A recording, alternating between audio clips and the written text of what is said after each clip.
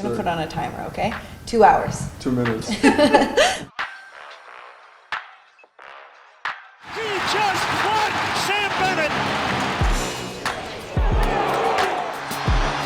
Zadorov and uppercut. Zadorov is hearing it from the crowd at TD Garden. Nikita, Adam Pellerin, who's my coworker, annoyed me because I wanted to ask you about the friggin' hole-in-one, and you already answered in the scrum, so I'm just going to do a little follow-up. Were you excited? Do you realize how big of a deal that is?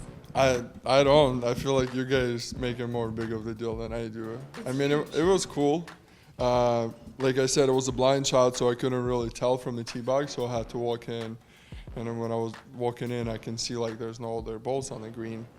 And the green is so long, so I was like, no way I would roll off on the bag because I hit the 8-iron. It should have been shorter.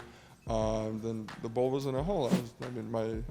My boys were pumping me up kind of a little bit. They were exciting. We took a couple shots after. That's it pretty much, yeah. It is a big deal. I think like golfers who are serious about it have been golfing for like 30 years, can't get it done. You're only 5 years in, right, to golfing? Yeah, I know. It was. I mean, I feel like it's all luck, obviously. Sometimes, like I got lipped out a couple times. Sometimes it's like one foot away, you know. But I mean, it was fun. I drove to the clubhouse. I asked them for the flag from the hole. So they ripped it off for me, and I made everybody sign it. I put a date on it, put the course name on it, so I'm going to frame it. I got a ball, I got a scorecard and everything, so I'm kind of going to frame it for myself, yeah. Well, officially congratulations. Yeah, thank you. So you just told the media you just got back a couple days ago. Your kids are already in school. How do your kids feel about school? I was a crier until like grade 2. I would cry because I didn't want to leave my mom. I was a big baby. How are your kids this morning? Were they okay? Oh, they're exciting. They've been talking for past 2 weeks, like when we're gonna go. They were exciting to see their friends and everything. I think my oldest one, like she was happy, like to put a dress in, make a good hair and all that, new backpack. So she was more excited about that. She's a girl. Yeah, and then it was funny. They were taking a bath last night, and they were asking me and my wife Alexandra about like our childhood. How did we like the school? Who did we were friends with there? Where did we go? About our past with the school and everything. So it was cool. I mean, I think it's exciting day for whole family. You know, we're all. Now me and my wife, we get to chill a little bit for some time, right, while they're in school. So after a long summer, yeah, it was cool. Yeah. Did you like school as a kid? I really liked it. I liked the school. I like school. I really like math. I really like geography, history. So I'm kind of like, yeah, I was only enjoyed the school all the time. It was easy for me. Yeah. I know you were probably like, when are we going to get to the hockey questions? But I had to go through your Instagram because I was like, let's ask personal questions. I also saw, congratulations, that you celebrated a 10-year wedding anniversary. Yeah. That's actually a very huge deal. I love personal sides of people. What is as an unmarried woman here, what is your advice to people to make a marriage successful? Yeah, I mean, like my wife, like I wouldn't be here without her. Obviously, she's a big part of my success, my career, and we do everything together. We make every hockey and non-hockey and every decision together. So, I mean, we've been together for past 10 years. We've been married for past 10 years. We've been together for 13. So she's been from the bottom. She's been just the rock for me. You know, like I can always put a hand on her shoulder and everything, and she'd be there for me. So I'm really appreciate where she is. And obviously, we had our honeymoon in Maldives, and we went to the same place to celebrate our 10-year anniversary, so that was cool. But now we had 3 kids.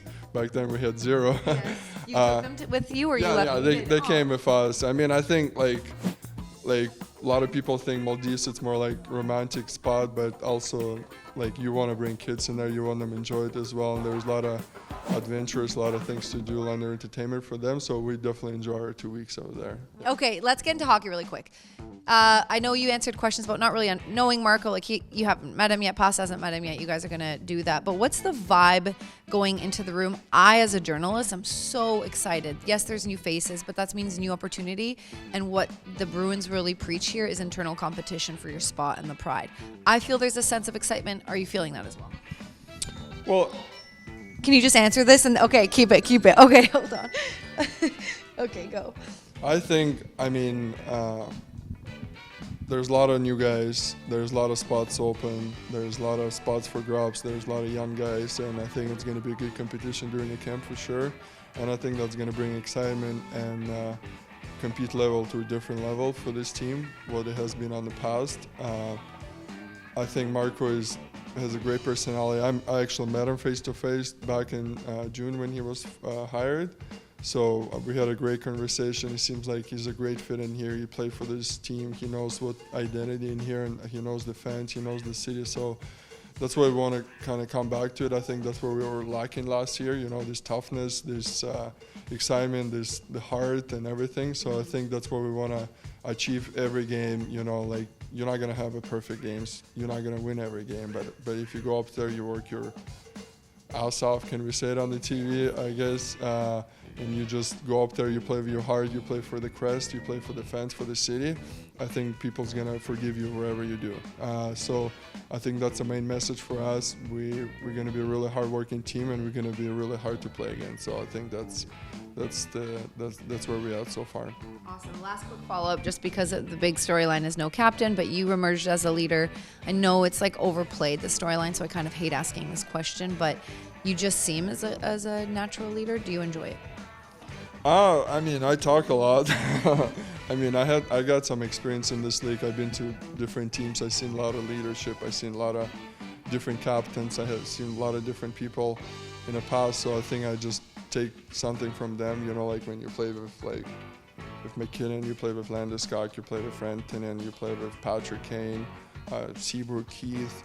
Then you go in Calgary, you got Tkachuk, you got Gaudreau, you got Chris Tanev. You play with those guys, you kind of learn something. You got JT Miller in Vancouver, you got Hughes. So it's like they're all leaders in their own, and then you're just trying to understand how they treat people, how they do for themselves, what they do off the ice. So you kind of just try to take it from a little bit from each other, from all of them, and like help other guys as well in the team, and be a good teammate, be a good leader, be a vocal guy in the room, and bring energy. So I think that's kind of where I'm at too. All right. Well, thank you for 7 minutes of your time. Okay. Thanks, Nikita. Thank you.